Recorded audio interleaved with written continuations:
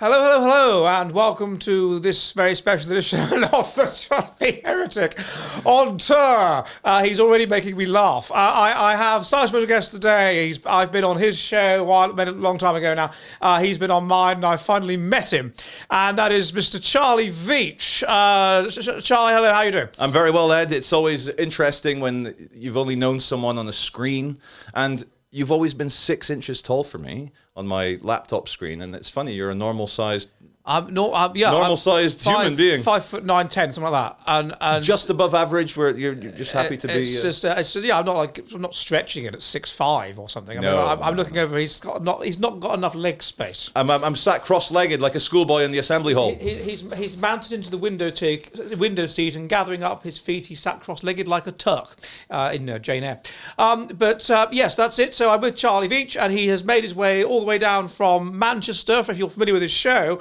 From cracky Manchester, where all the crackheads are, whom he and the people with the what was the guy with the crutches, and all of these kinds of people, down here to salubrious Barnes, where there's not many. Have you seen any crackies? No, I'm walking through the SW postcodes to get to the studio here and where our hotel is. It's one of those places that if there's any trouble, you know, it's you causing it. It's so safe, so it's just endless prams. And one thing I have seen here is seeing mismatched mother with little blonde babies. And they were like, oh, and then I said, Laura's like, that's not her mum. I said, they're all nannies, Laura.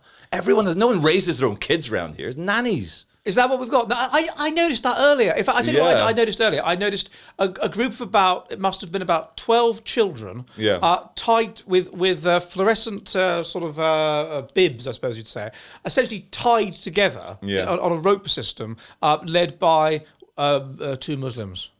I'm assuming that they were there. It wasn't some sort of piracy. I mean, they were their nursery school teachers. Well, I was initially worried. I saw a Malaysian woman with 2 blonde children walking in a hurried manner. I was like, are they getting child smuggled or? Yeah. No, they're just nannies. It is extremely safe. Almost boringly so. Yeah. In this area, there must have been a time from the size of the houses where working class people lived around here and cut each other. There must have been. I think it's been gentrified beyond belief. And Laura and I were on the King's Road today in a shop. And I can only describe the children as looking like little uglier versions of Princess Beatrice and Eugenie. That kind of inbred, like weird face. And we were queuing to pay, and then the mother came, oh, Jemima, Tilly, and then they pushed in by accident because they knew someone that was paying. And then, I'm so sorry, madam, we were next. And she goes, do you want to go in front? And I could see what she was doing. It's that her ego couldn't just say, oh my God, I'm so sorry, you're right, of course. And all I said to her, she goes, do you want to go in front? I said, well, according to the formal rules of queuing, yes. And she didn't know what to react. She just thought I was a scumbag. And anyway, it's funny, in Manchester, I'm considered very middle class. But I come to the south, the SW postcodes in London, and I just feel like a kind of imposter from Scotland, amongst all the really rich. But there you go. When you did your pretend posh accent there, you did accidentally, I don't know if it was accidentally or deliberately, you did go into what I call posh Scottish. Yes. Sort of the Malcolm Rifkin kind of way of barking up the words, so because you're from Morningside. Or somewhere of that ilk. Yes, so it is very, very middle. I was in Clacton the other day, and I think me and my producer were the only middle class people we saw. I don't know if you've been to Clacton. No, but that being the only that sounds like Salford, Manchester. You can go for days without seeing a middle class person. Is Clacton a diverse, energetic area? Absolutely not diverse. Not diverse. It's just white people. Oh, like white working class. Absolutely. So there's Essex. There's a sense in which you kind of feel at home in a way because it's England. It's really England. Yeah. But then it's in England where everybody's fat. Everybody has most people are fat. Most people have tattoos. A lot of people have one leg, and a lot of people are in mobility scooters. The type of people that if they're maybe able to overcome some sickness or disease or ailment, they choose not to and choose to go into disability benefits. I did meet a number of people who were on disability benefit, yes, sitting in their car, whatever you call them, their mini mobility scooters by the sea or whatever. And one woman was talking about how she has to use her own money to pay part of the rent. I was like, your own money? What do you mean by that? Yeah, my universal credit. So the housing benefit doesn't cover it. I wasn't familiar with this concept. So she regarded universal credit as that's hers. Yes. She hasn't earned it. But that's her money, and then Yes. there's this extra thing. So I didn't know about that. And you know, speaking just very briefly about universal credit benefits, you know, like you look at a pavement and plants and seeds will grow successfully in any little crack in the pavement, concrete plants. And human beings are the same. Like a benefit that was designed to get you between one job or the other. Humans have figured out a way to successfully breed big families on benefits. And watching your videos, Ed, like your predictions, what is it, in 100 years? Or I don't know if you give a particular time stamp on it, but we're getting 85 IQ in 100 years. 85 IQ in 100 years because normal middle-class people cannot afford to have children. And just don't want to have them. Don't want to have them because a lot of work and it's tough. Whereas when the government's subsidizing you for every extra child and you get more money, more beer tokens, more cigarette tokens. You get 700 quid a month. Sorry, a month is this universal credit. It's more than. And then housing benefit. And then the extra things, you the see. Extra cost of living money. Oh, there's 300 a month. all this stuff. So these people were still saying to me, "Oh, we try to get. I've had to give up cigarettes. Oh, when I can afford them." I don't. What? No, everyone's getting this money. You're spunking it away on something. Takeaways. I think so. And the amount of takeaways you've got in this place. I mean, most of the shops are takeaways. Yeah. And the people look like most of the shops. They are like the new elite. They are, you know, the kind of, if you're fat English, or it doesn't matter what your nationality, you're in Britain on benefits, having 10 children, you are the genetic elite. You're being subsidized you're winning. Yeah. You're winning. And I don't know what the answer is. If you cut the benefits, then they'll all riot. They'll all turn into Hamas. Will they riot, though? I think rioting involves a certain degree of organisation and intelligence. You'd have to have, I was just talking to academic and also agents you have to get this. off your arse. And, yeah, exactly. I noticed that, actually. I don't know if it's me being sort of reading too much into it, but I noticed that the job centre, we stood outside the job centre and we were talking to them, and the appointments seem to stop at about 2 o'clock. And it's almost as if the attitude of the people that run the job centre is, we will get them out of bed in the morning. They are not going to sleep in. We will deal with them in the morning. We'll do admin in the afternoon. Yeah. Which I think is fair enough, isn't it? Yeah. They at least have to get out of bed. So one of the things they can do when they're lying in bed, of course, they can watch the Charlie Veitch YouTube channel. Yes. I've not done it lying in bed personally, but I've done it in various places. And it's you reached a turning point recently. You reached a string of zeros. I have. A lovely, beautiful string of zeros. And you've been doing it a long time. I mean, a very long time now. But what is it that you think that has kept it going and has meant that it's managed to reach that many string of zeros? Well, I think a bit like the musician Madonna. I constantly reinventing myself. You know, so I was a left-wing anarchist activist in my 20s. In my 30s, I became a bit more of a cinematographer, filmmaker. Oh, look, I've got young children. But then now I'm in my 40s. I'm jaded, cynical, a bit more nihilistic. And now I want to, I don't know, maybe my channel is like a nostalgia for what I remember of Britain in my early childhood in the 80s. Being half Brazilian, half Scottish, living in the Middle East, Saudi, West Africa. Whenever we'd fly over to Britain, I was, even as being British, the whole Paddington Bear, red letter boxes, red phone boxes, London policemen, bobbies with hats, everything being safe, people saying hello to each other, milk being delivered by, electric vehicles at 5 a.m.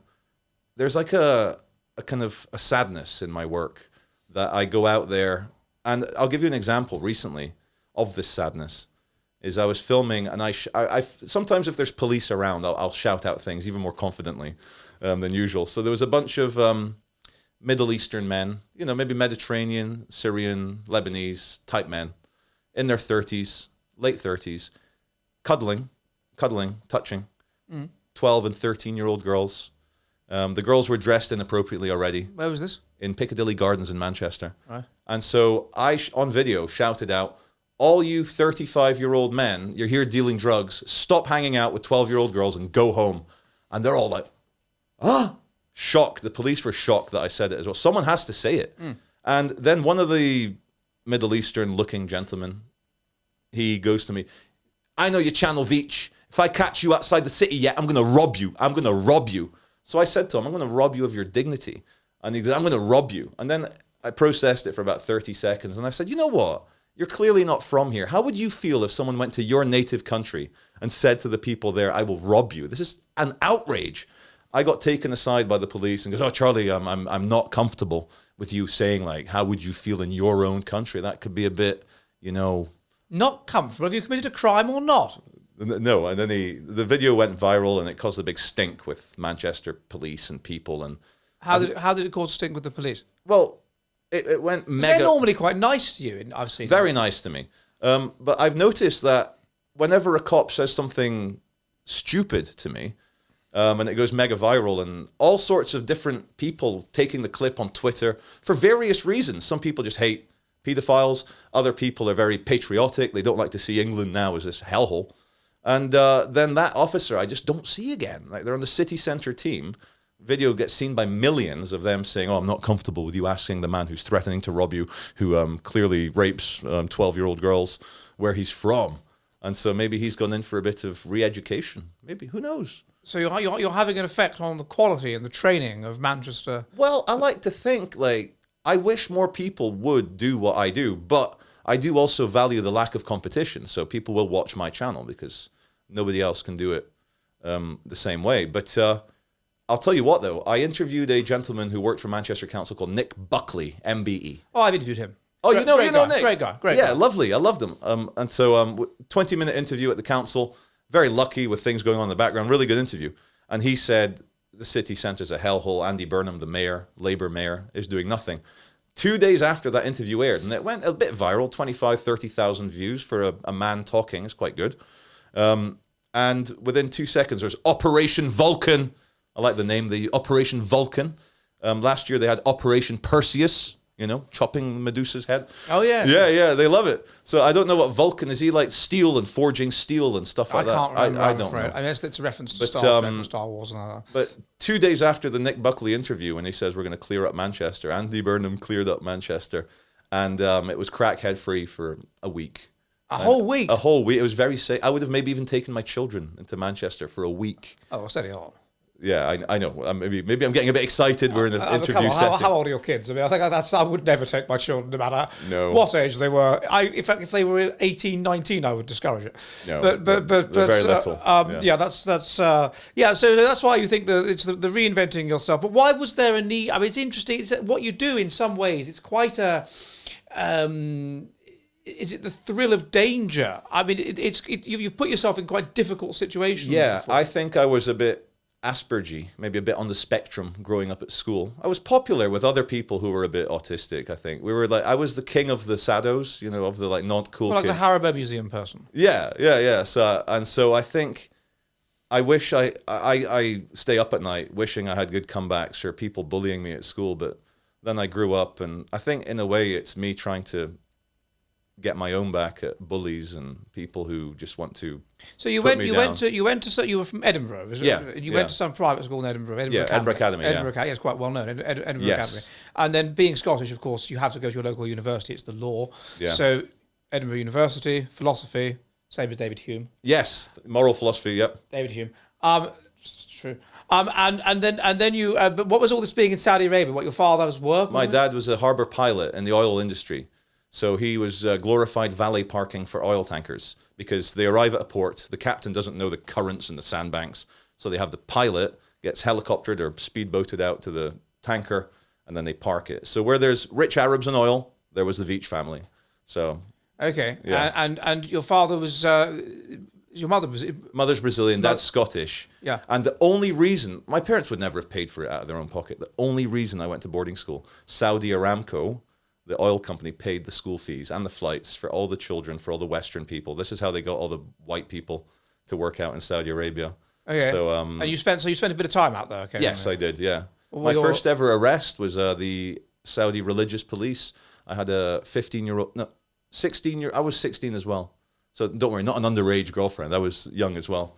But gave her a kiss on the lips in a shopping mall in Saudi Arabia. Got seen by a religious policeman. They called him Matawa, big bearded Wahhabyists.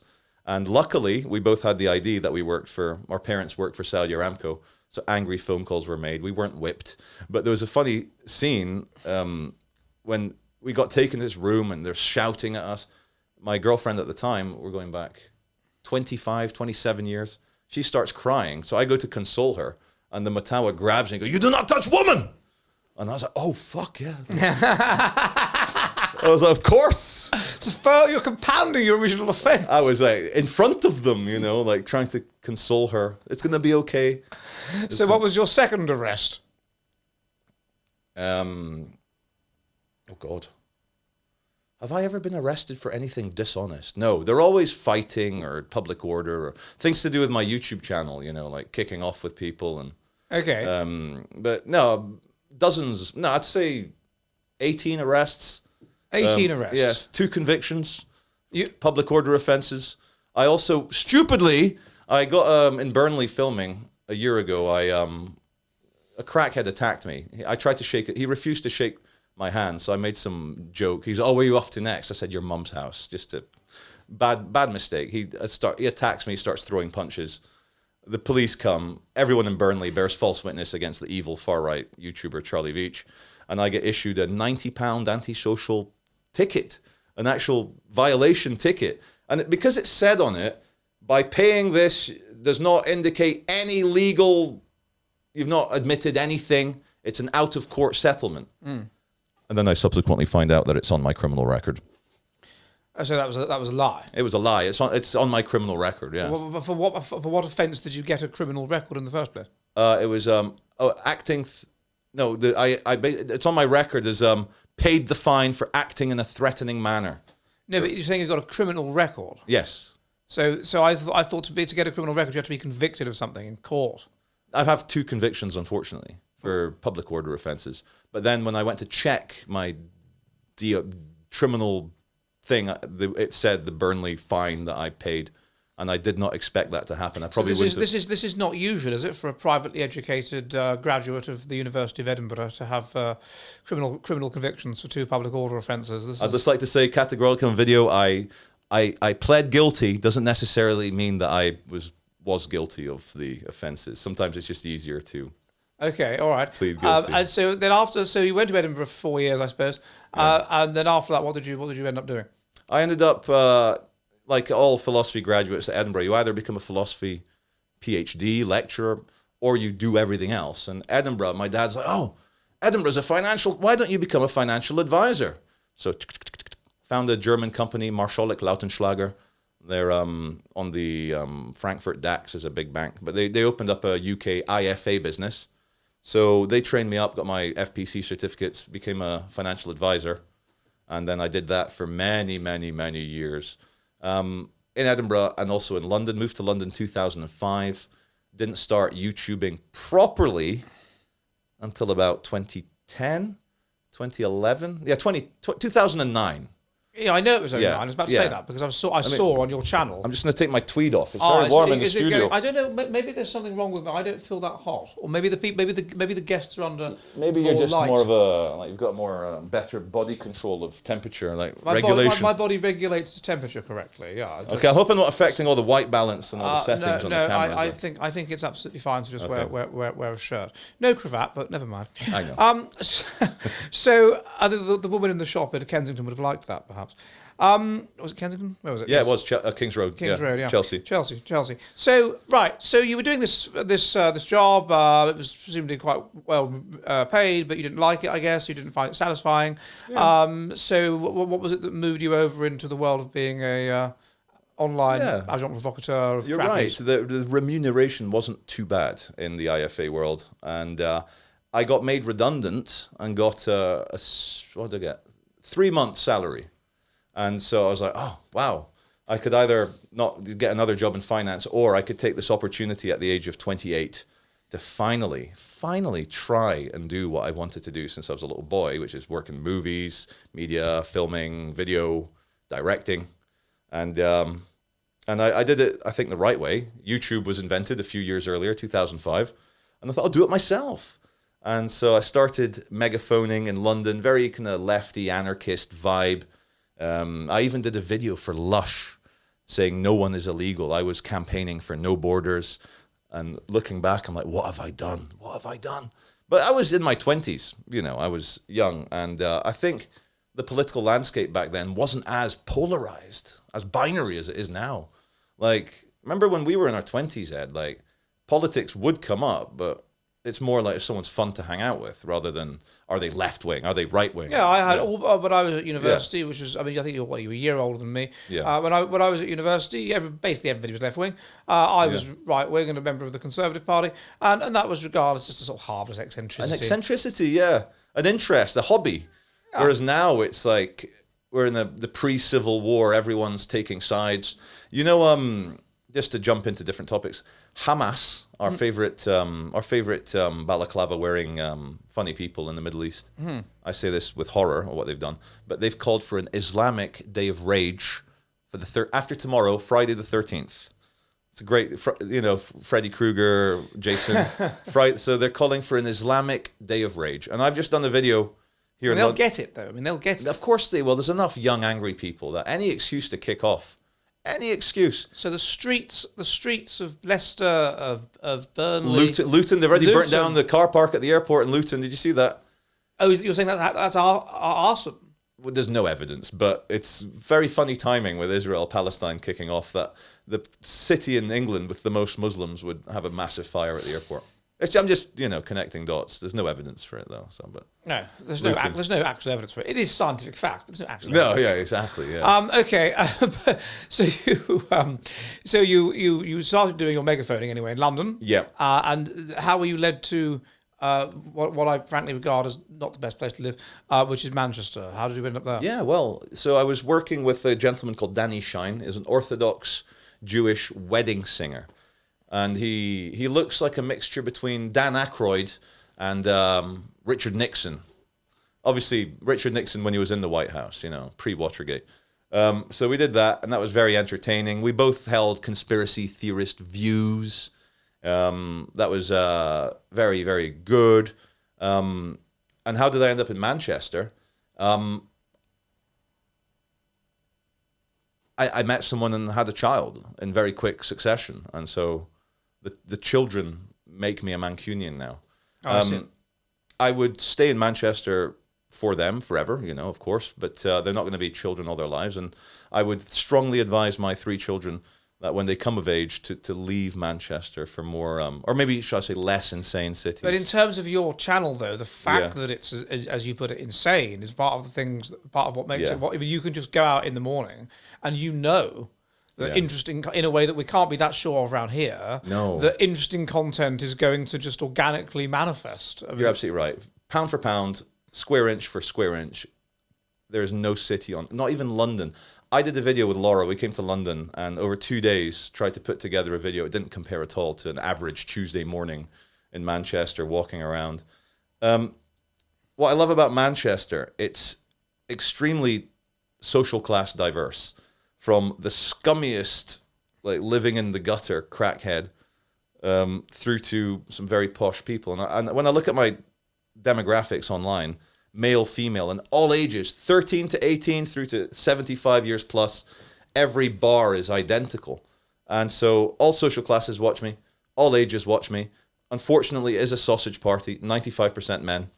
I'm not popular with the ladies.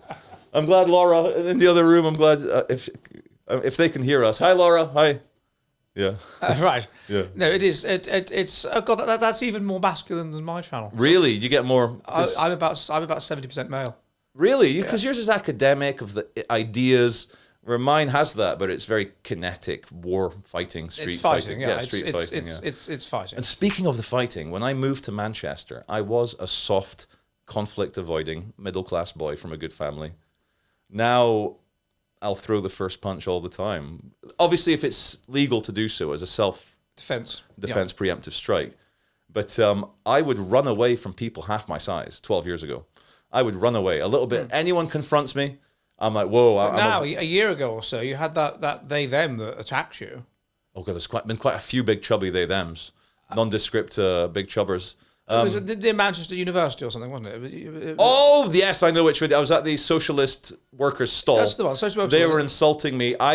He goes, oh, you're pathetic. You've got no subscribers. I said, no, not only do I have hundreds of thousands, I bet you they get more sex than you. And he didn't, his little brain went, his hard disk noises, and he goes, you're misogynist. I said, what? For saying my fans get more sex than what? Misogynist? What? Anyway, so then as I was leaning over filming, I had my legs apart. I'm 6'5". I have to often stand with my legs apart so I'm not towering over all the munchkin like betas around me.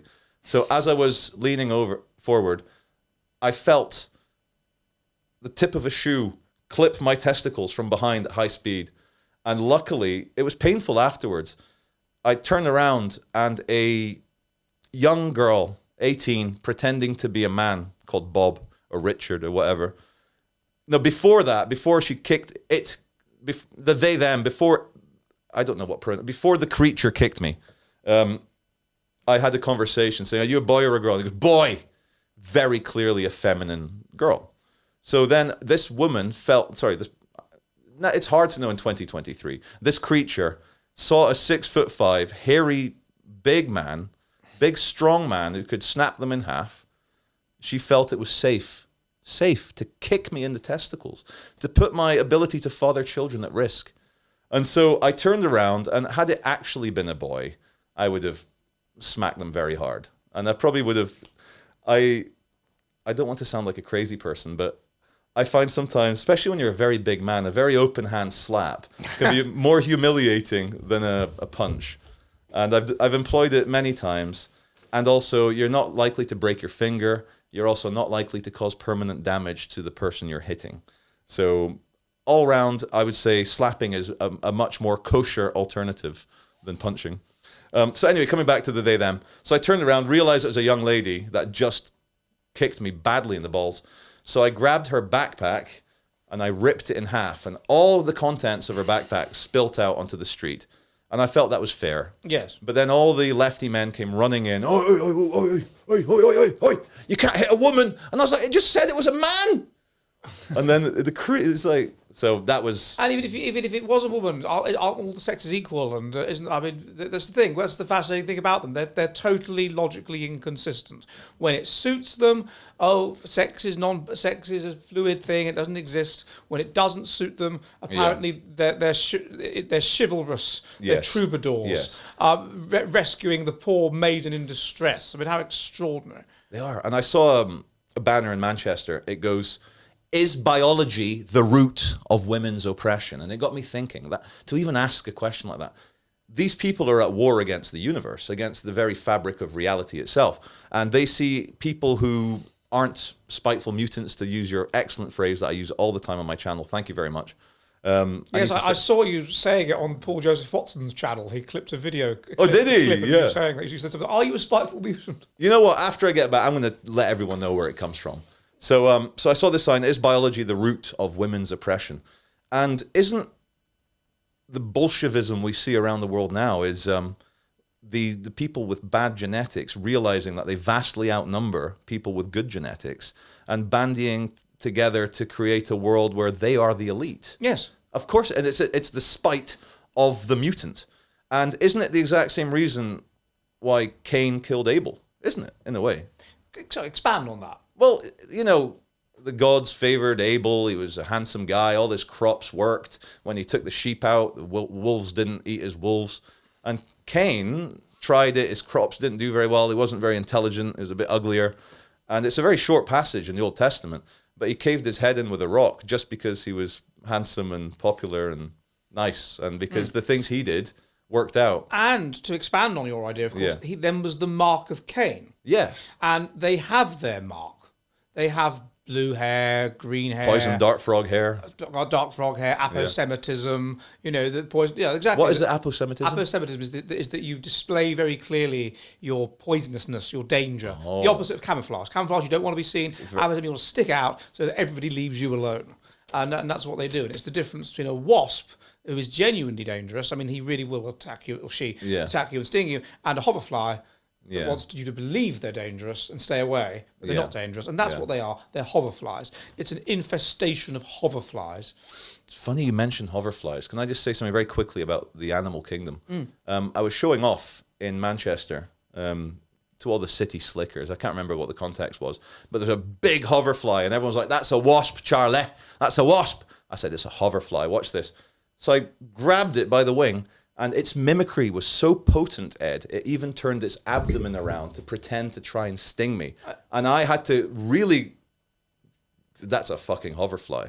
And it was, but it... Like a mutant hoverfly. Yeah, and it even twisted its abdomen around the way a wasp would to sting you.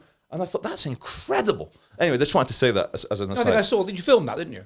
On a different one, yes, I did. I was in Sheffield, yes, I filmed another hoverfly that I caught. And but yeah, I'm quite often catching hoverflies to show to people they're not wasps. It's the same way I'll smack about a few lefties to show that they're not poisonous. You know? They're not. I was at Bird World in Farnham, and there was this massive, nobody would go near it, this massive, I guess it was a hornet, but it was huge. Like one of those Japanese murder hornets. Maybe it was one of them. Yeah.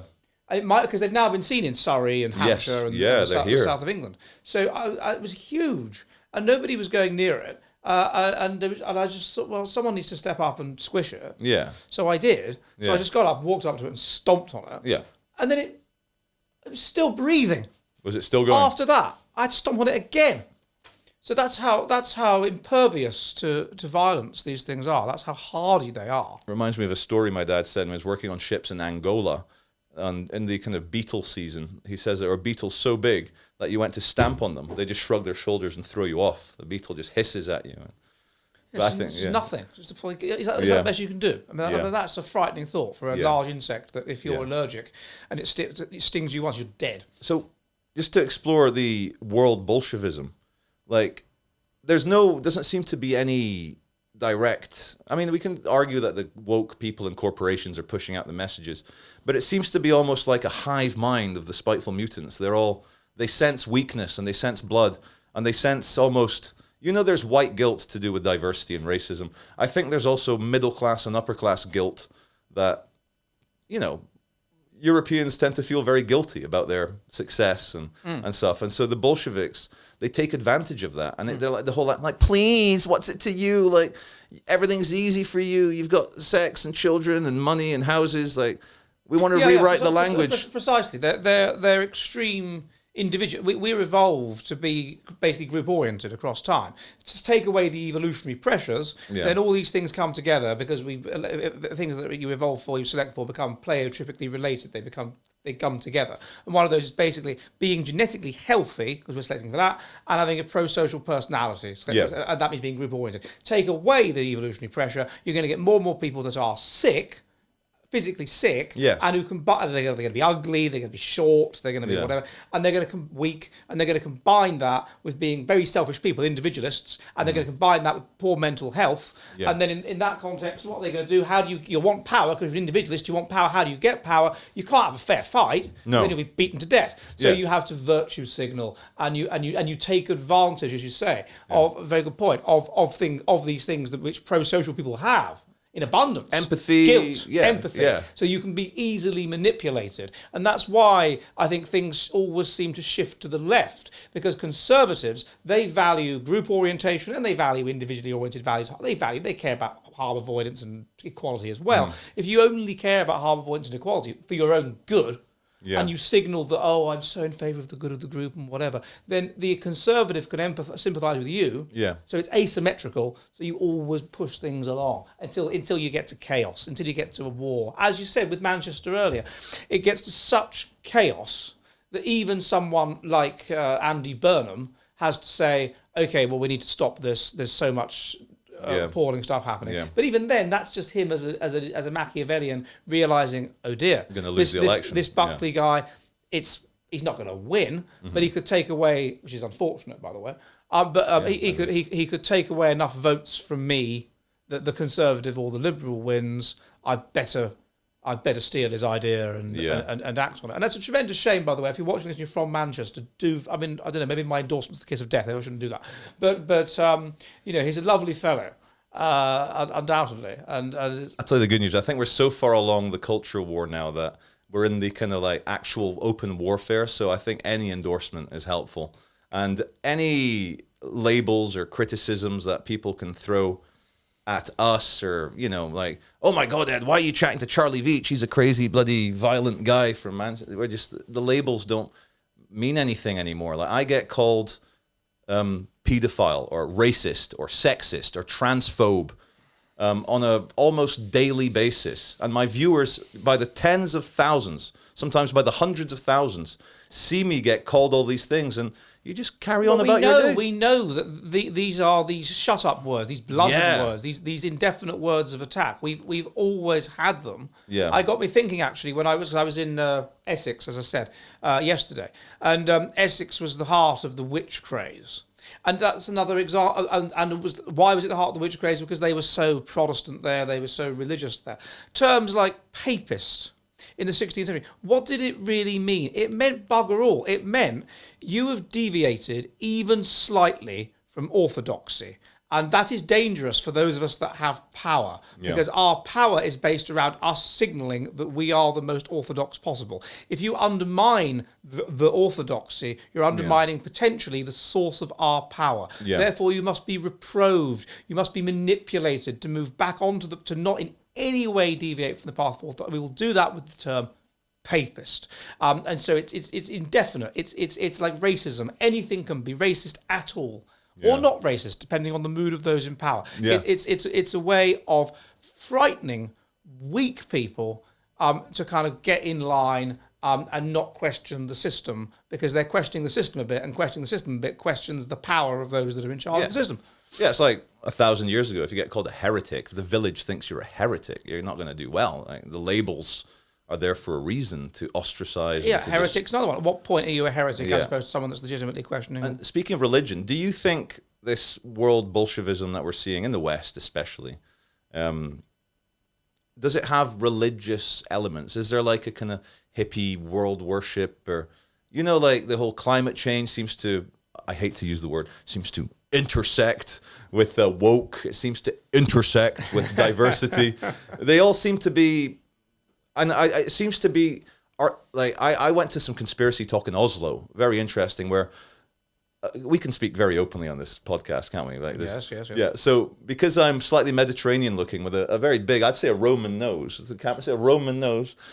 A bunch of Norwegians took me aside for 10 minutes and they said, "You're a Jew. You're Jewish." I said, "No, I'm not Jewish. You're a fucking Jew." And bloody hell, what kind of compliment is this? Cripes. Yeah, so I was like, no. But anyway, so it was a very conspiracy theory. We went there to talk about 9/11 was an inside job. I don't believe that anymore. I think... Is this quite a while ago? 10 years ago. 10 years ago. Are you in your conspiracy phase? Yes. Okay. In my early 30s, very conspiracy. And so I was there, and the guy, he was an American guy, gave a talk saying that there's an ancient Greek idea of the androgyne, that it's like a kind of eternal tranny, a kind of a Greek god that's got male and female, and they're worshipping this, like, unfortunately sterile androgynous god, and it stuck with me since then, because that was before trannies were being pushed onto children. But now I always think that, is there some like secret society religion? I personally, my view is that societies go through cycles, and at certain stages in the cycle, i.e. the winter or the autumn, you start to get the breakdown of selection. What you've been selecting for is the collective worship of a moral god, and a religion that is basically promoting adaptive things, taking that which is adaptive and making it into the will of God. And as you get the rise in whatever you want to call them, mutants or whatever, then you're going to start to get a rise in different forms of religiosity that will deviate from that form which is adaptive. And some of those are going to basically get maladaptive things and make those into the will of God. And you see that in the winter of civilization with Christianity, with certain forms of Gnosticism, such as the Ophites, and that there's various others that basically worship sterility, that say that the highest thing you can do is certainly is to not have children.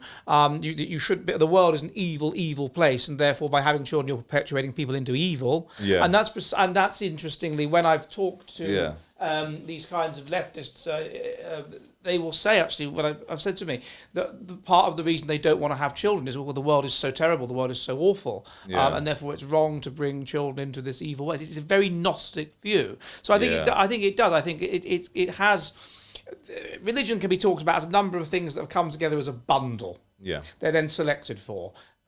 Weaken the selection, the bundle breaks up, and you're going to get therefore all kinds of what you might call them quasi-religious sort of things. I don't know if it's exactly the same as a religion, but quite Subsects. That's what this is. And if you think about they don't have the belief in a moral God, but they do have a lot of other traits of religion, like absolute certainty, moral superiority, dogmas. And their iconography is very strong, almost like they out-Catholic the Catholics in all the flags and the symbols and the fists and the symbols are incredible. Like every day there's a new sexuality flag that comes out that's like some weird pastel shade. And I have a friend from Belfast, and he was walking along on the Falls Road, and then he was on what's the Protestant road called? The Shankill? Shankill, yeah. And on both of those, you see the same thing. That what has united both the Protestants and the Catholics is the rainbow flag.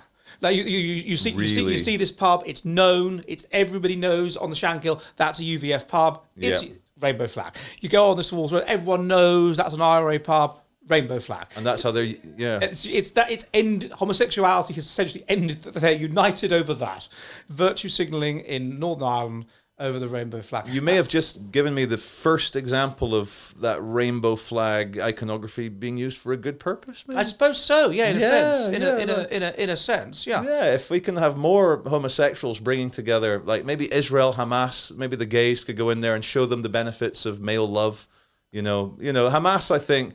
They're very strict. You can't have a girlfriend until you're married, so they might be open to a Hamas. Maybe there's a lot of tension there. If that's true, if the rainbow flag could unite, warring. Well, we know Tel Aviv is like the world's gay capital. The Jews love a bit of the ancient Mediterranean boy love.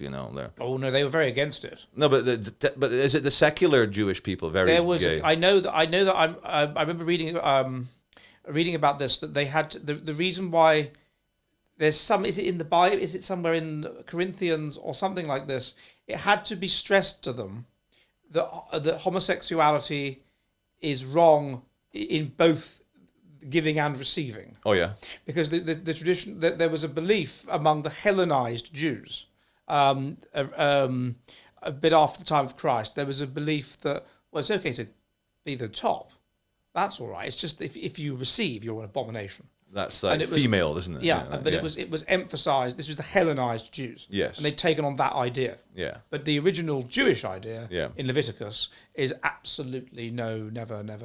It's the worst. You should be put to death, is what it says in Leviticus. So maybe it's Hellenic influence. It's Hellenic. So as the joke goes, how do the Greeks separate the men from the boys? I don't know. With a crowbar. Although, ironically, now Greece is a fairly conservative place on these kinds of issues. I was thinking about Greece the other day. Do you remember, I think it was called Laika. No, it was that the astronaut dog. Anyway, I think the riot dog in Athens was called Laika as well. There was like a little mongrel dog that was with all the left-wing protesters fighting the WTO, G20 type. Do you remember 10 years ago, Angela Merkel kept lending money to Greece and they never paid it back? What happened to that? How is Greece still running? Do they just refinance it all into like 100-year low interest terms? I suppose if you have fiat currency, you just create more and more currency. Just refinance it. Longer term, inflation, undermine the value of the currency, and then that's. I guess you can stretch out a loan into infinity, and if you keep the interest rate low, you say, that's why loans sorcery. It is loans. That's what once you have fiat currency, it is sorcery. Loans shouldn't be in money. Loans should be in something tangible, like meat. Yeah, because in a way, sorry, to explore the fiat currency sorcery, then the people who are most able to abstract big business ideas and weird, like say you're working on Wall Street, if you can come up with the strangest derivative that derives off something that isn't really real, the more... we've given the world to the incomprehensible. Yeah, so to the greedy autistic mathematicians, they're running everything. I think so. Yeah. The very idea when I first read about it that money is not based on anything other than confidence in basically the American government. That's it. It's confidence. Yeah. And once you lose the confidence, the money goes. Whereas at least before it was based on gold, and gold. Yeah, okay, it's pretty and whatever, but it's useful. Yeah. You can make things out of gold. Yeah. Things that that work and that don't break easily. And the great one I saw, and I verified it, I went and looked up how much is an ounce of gold worth. It's like £2,000, something like that. So 100 years ago, an ounce of gold would get you a fine tailored suit from Savile Row. Now an ounce of gold will still buy you a fine tailored suit from Savile Row. So there you go. It's maintained its value. And that it blew me away how 100 years ago an ounce of gold would get me a fine suit, and still an ounce of gold will get me a fine suit. So gold has maintained its value. Right. So therefore, why don't we just demand to be paid in gold? It's not a bad idea. We need to do this, chaps. Gold maintains its value. It's a very good currency, very terrible decoration. But that's exactly.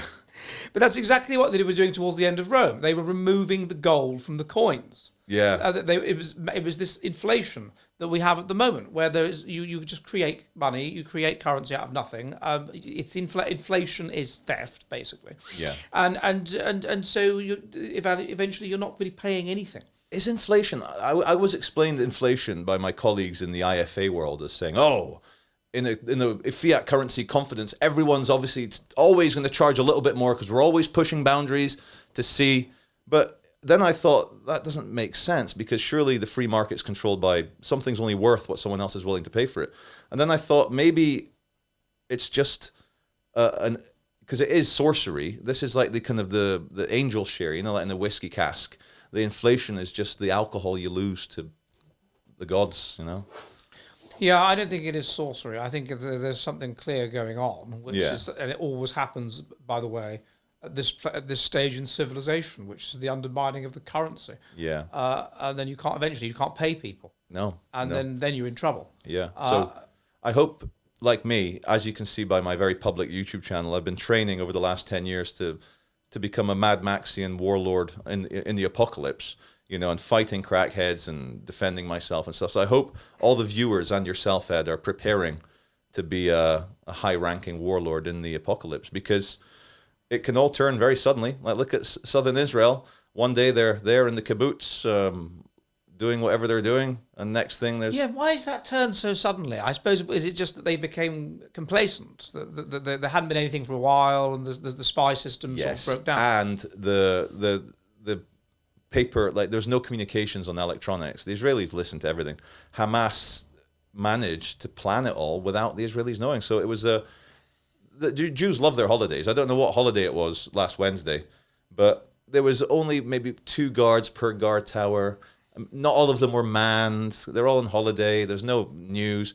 And I saw the videos. What Hamas did, they did the Ukrainian style. They dropped bomb drones, killed the border guards. Then they all ran up to the fence. And whilst they're doing this, 5,000 rockets into Israel. So then obviously, I don't know, because I'm wondering, why didn't the Apache helicopters come in?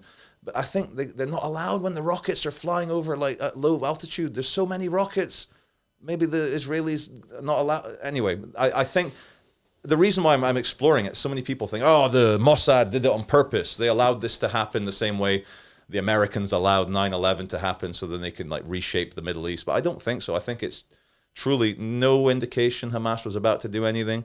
Why do we need to man all the guard towers? There's no indication. We'd never expected. They thought there would be people running up towards the fence and then they could radio in. They did not expect 5,000 rockets, did not expect bomb drones killing the young soldiers. They certainly expect somebody in some sort of weird skycraft a hang glider to fly over a concert and start machine gunning people. Paragliding. Yeah. I mean, that's just...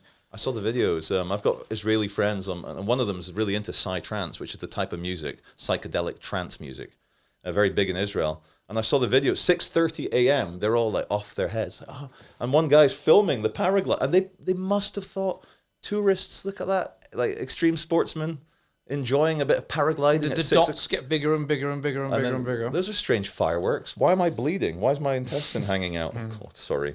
No, it's appalling. Yeah. I mean, it's just so It's just awful. They're uploading to a grandmother's Facebook page. Yeah, killing the granny. I mean, appalling stuff. But the terrible thing about it, as I was saying to Simon Webb earlier, I mean, he was saying to me, I mean, it's a war, and if there is a level on which the person that is highly negatively ethnocentric, that loathes the outsider, is more likely to win, and doing that, dreadful as it is an expression of how much they hate, beyond anything we could ever feel. Yeah, I think ever. You couldn't do something like that, even in war. What's the word? It's an intractable problem. There's not going to be. There's too much hate, and it's. I mean, I heard stories from old soldiers that I spoke to in World War II, and they, for example, they capture a German or whatever, and how can I put it nicely? Sort of take out their frustrations on them. Beat them up a bit. Basically, yeah. And it's a war crime. I mean, Of course it is. That is a war crime, but a minor one. Yeah. But they would do things like that. Yeah. These poor young English guys that have been taken away from home in 1941 or whatever, and they've been away for years, and there's all the stress. And I'm sure the Germans did the same to captured English people. Yeah, but that seems almost gentlemanly now, doesn't it? Yeah. Like, you know what, even, remember Saddam in 1991, he shot down a couple of tornado pilots, paraded them on TV. Remember, do you remember? You've got the image of the beaten up, all bruised up. And that seems like such almost an old school gentlemanly, like if I was a fighter pilot and I got shot down over Syria, I would expect to be roughed up a bit by Assad's men, you know. But you don't want your throat slit, so no. So yeah, the hatred, as you said, it's. Well, I met a guy. I was a member of the Guildford Young Archaeologists Club when I was 11. And I met this guy. Indiana Jones hat. I'm afraid there was nothing exciting about it. No. And there was this guy. I was 11, wasn't I? So he was about 11, I guess. And he'd been in Kuwait. They'd lived in Kuwait, and I don't know if you remember. There was one. He took these Western hostages, and then they filmed Saddam meeting and chatting these Western hostages, and him and his parents and sister or whatever were them. Really, and the little boy that we saw, was that him? Yeah, it was him. And he about the same age as us then. Yeah, exactly the same age as us, yeah. And he, as I said, 91, 11 years old. And he met Saddam, shook his hand, was spoken to by a translator, and he said Saddam was a very nice, friendly guy. Yeah, I've seen the footage. Yeah, the boy was just confused. You can tell he hadn't been mistreated. But looking back, I bet we wish we still had Saddam in power. He liked to keep the crazies in control a bit. Yeah, I mean, a friend of mine when I was at university set up a society called Durham Junior Baathists. Really, the Baathists? Because it's just a joke, really. But the student union had no problem with that. Yeah, it was just a joke society. But yeah, now, I mean, if he was there, I mean, he was a vicious and evil dictator, but he did kind of hold together. The Middle East has kind of got a bit complicated since Saddam. Americans and Tony Blair, we really believed that once we liberated them, they would embrace democracy and liberal values with open arms. I don't understand why we believed that. Wishful thinking, isn't it? Because there's so much money to be made from it. Wishful thinking. I mean, everything I know about genetics and the level of cousin marriage in these countries and all of this kind of stuff tells me that no, they are not going to. Yeah. Democracy involves cooperating with people that aren't related to you. Yeah. I wanted to ask, Ed, is it true that, coming back to like consanguineous marriages, blah, blah, blah, but in civilized countries that have been, areas that have been very civilized for thousands of years, do executioners play a eugenic effect to make people chilled out? And that was my first ever YouTube video. Maybe you're the one that planted the seed. Maybe it was so bad that I filmed it on my iPad or something because I couldn't work out how to do it on the computer. Yeah, I've redone it since. But yeah, there was a guy called Peter Frost. I can't remember whether I interviewed him on my channel. I think I have. He came up with this idea. So first of all, he said this is the pacification effect. If you execute people for lots of crimes, who are you actually executing? The answer is young, childless men. That's who commits crimes. Most of them, yeah. Right. Yeah. So he argued that one of the things that paved the way for Christianity, of this religion of peace, was this process which the Romans had engaged in. It was they pacified the population. I call it the taming of the gene. Taming of the gene. And they pacified the population. Now, of course, then it breaks down. The whole civilization breaks down, and you get the more pro-social people, whatever, stop breeding, and you get degeneration to barbarism and whatever. Yeah. And then it happens all over again. That in the Christians were at first against capital punishment, and they probably did a lot of damage in that sense because they were against capital punishment. They got rid of it. Mm-hmm. And then in about 1000 or something, they started to change, and there was this belief that the evil should be removed so the good can live in peace. Yeah. And you start to get this system of execution for all felonies.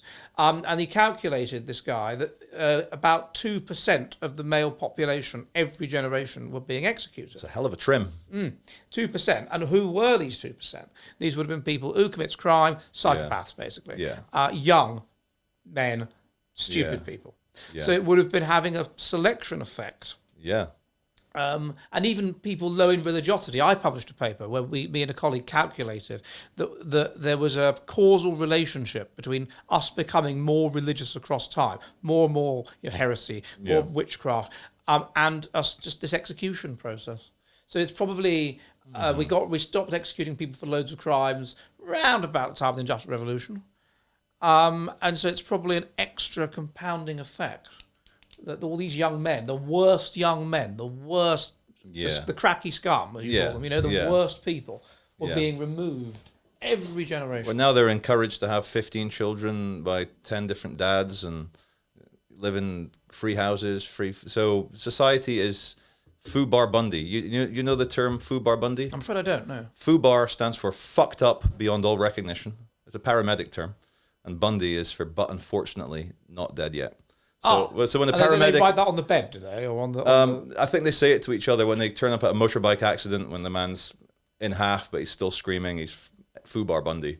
Speaking of FUBAR Bundy and what we were saying earlier, Ted Bundy, the serial killer in America, didn't have any children, I don't think, normally, but women he smuggled his sperm out of the maximum security prison before he was executed, and he's got 2 children by a woman who inseminated herself with his psychopathic. Yeah. So women, obviously, I'm not going to say, but there is a type of woman who likes.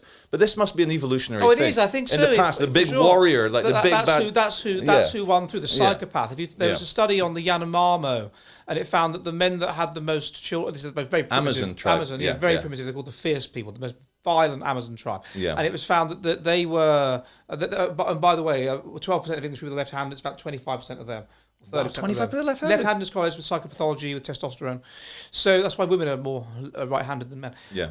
And they found that it was the men that basically killed the most other men that had the most women. What is it about killing other men that women find just so sexy? Well, it's because in a society like that, in an unstable society, it's that kind of man that reaches the top. Yes. So it's an expression of other things. If you kill other men, you're also high in testosterone, you're good at fighting, you're muscular. Yeah.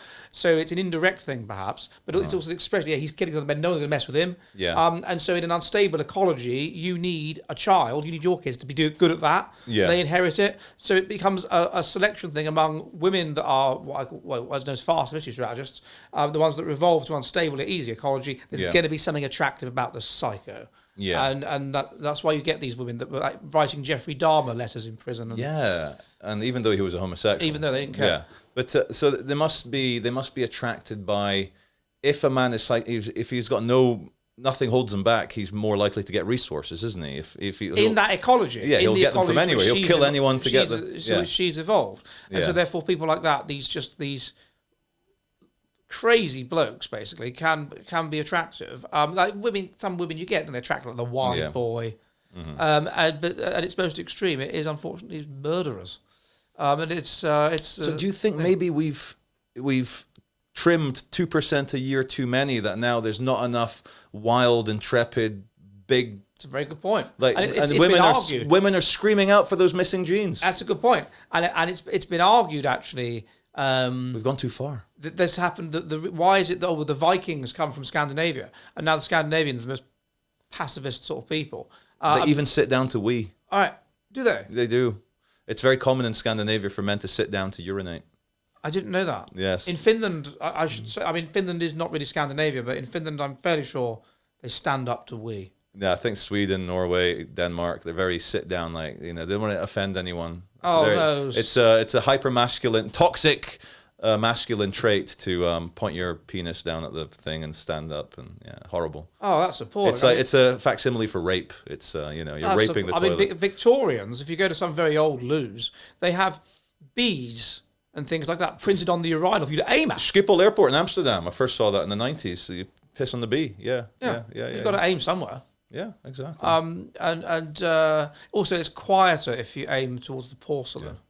Oh, it's true. I wanted to ask, it suddenly came to my mind, are the aggressive, spiteful, mutant neo-Bolsheviks going to die out within a generation? Yeah, I'm thinking that when we go for our little vlogging walk, if nothing happens, we can just have a discussion about spiteful mutants. But I don't know about a generation, but because they'll keep being born, won't they? Yeah. But certainly there is evidence that being left wing, the major sterilizer among full stop is being left wing, and being left wing is basically a mark of, as far as I'm concerned, well, as far as I'm concerned, the evidence. I don't want to exaggerate it, but of mutation, and among the more intelligent, particularly, being left wing is correlated with sterility. So I do think, I don't know about a generation, but I do think that you're going to get a move back to conservatism and among the more intelligent, which means a good future, which might mean possibly, but then on the other hand, low IQ is still predicting breeding. Yeah. And low IQ correlates with mutation as well. Yeah. So with low IQ and poor health and whatever, they all go, like I said, in Clacton. Yeah. So there won't be a shortage of crackies for the Charles Veitches of the next generation. And on that note, I would like to thank Charlie for coming on. Absolute pleasure to meet him at last, and we're going to go out for a bit now. Then we're going to have dinner. Should be very, very nice. Yeah. Hopefully, no crackies there.